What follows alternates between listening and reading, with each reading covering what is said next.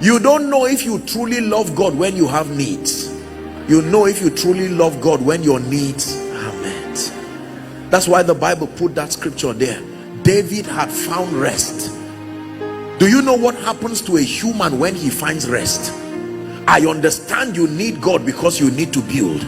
I understand your children are still in school and you need school fees. But there is something about the state of a man's heart when he has no need again.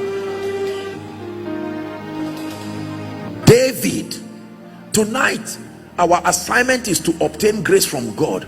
That impartation of the desire of David, it must come upon your heart, that you can look at wealth and riches. You have risen to the highest level in your profession, and yet you can come before him and say, there is still a desire, oh God. The same desire that was in my heart before I started is the same desire in my heart now. Please do not assume you understand what I'm saying.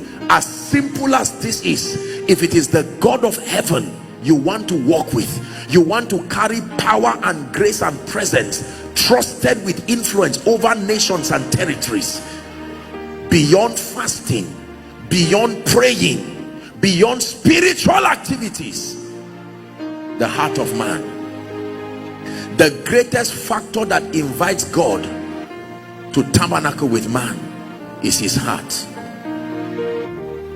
Search me through and through till my heart becomes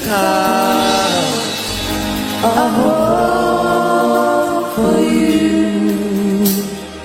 Listen, the desire of David is one that has inspired me and changed my life. Why would a king who had found rest roundabout sit down and his if I were David, my contemplation would not be God, oh, may God forgive me, but who knows? Do you know what it means to find rest roundabout? You have estates, you have houses all over the world, you have accolades to your name, you have children who are obedient, succession is in place. What do I need you for again? David said, I have a desire.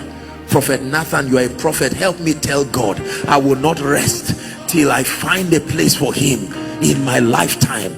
Lord, I will not rest till everything you have given me praise you, till everything you have given me reveals Jesus. Do you know, every time God sees men who are ready to give all to prove him how much they love him, they attract his attention immediately. Now you will understand John 14:21. Please give it to us. John chapter 14 and verse 21. John chapter 14 and verse 21. If you can see it and it's projected, can you read for me? Ready? Read, please. Let's do 23. Let's do 23. 1, 2, read.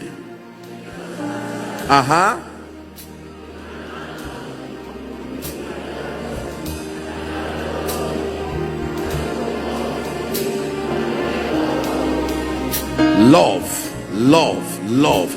If a man loves me and keeps my word, my Father will love him, and we will come and make our abode in his ministry, in his family, in his life, in his destiny.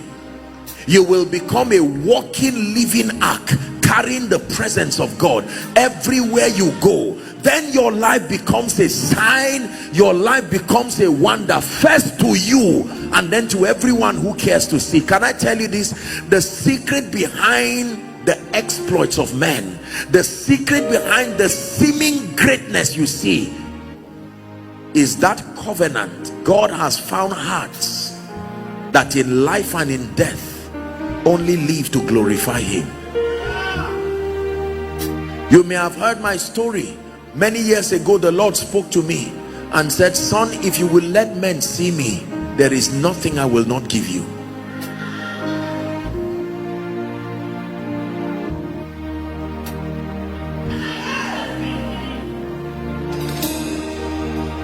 Are we together? The heart condition. In Proverbs chapter 23 and verse 26, it has become an anthem in my life. The formula to host God. Number one, my son. Proverbs 23:26. It says, my son. What is he asking you to give him? Not your offering, not your singing. Leave that one first. Not your prophetic acumen, not your ministry.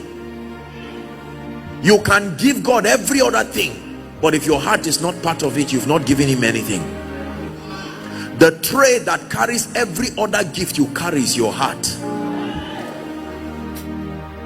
Imagine that you want to give a president something, or a governor or something, and maybe water, and you just pick it and throw it at him. That's not a gift. The tray that carries everything and makes everything you present before God honorable is your heart.